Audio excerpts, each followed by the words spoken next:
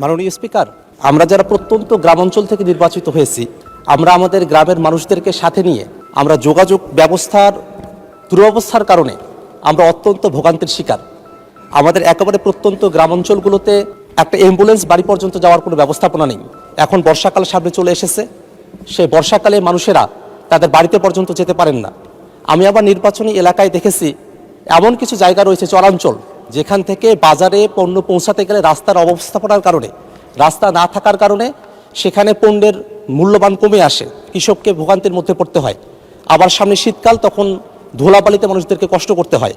আমি যদি আমার নির্বাচনী আসনের কথা বলি, সেখানে আমার 2টা উপজেলা রয়েছে। কাউনিয়া উপজেলাতে মোট 535 কিলোমিটার রাস্তা রয়েছে, তার মধ্যে মাত্র 198 কিলোমিটার পাকা করা হয়েছে, আর কাঁচা রাস্তা এখনও আছে 337 কিলোমিটার। পীরগাছা উপজেলায় 842 কিলোমিটার রাস্তা রয়েছে, পাকাকরণ করা হয়েছে মাত্র 291 কিলোমিটার, কাঁচা রাস্তা এখনও 551 কিলোমিটার। অর্থাৎ আমার রংপুর 4 আসনে যে 1377 কিলোমিটার রাস্তা রয়েছে, তার মাঝে মাত্র 489 কিলোমিটার পাকাকরণ করা হয়েছে, এখনও 888 কিলোমিটার পাকাকরণ করতে হবে। এর বাইরেও, জরিপের বাইরেও আরও 1000 কিলোমিটারের উপরে রাস্তা রয়েছে। আমার জানতে চাওয়ার বিষয় হলো যে সরকার বিভিন্ন সময় অনেক মেগা প্রকল্প গ্রহণ করে থাকে, যে মেগা প্রকল্পগুলোর মধ্য থেকে দেশ এগিয়ে যায়।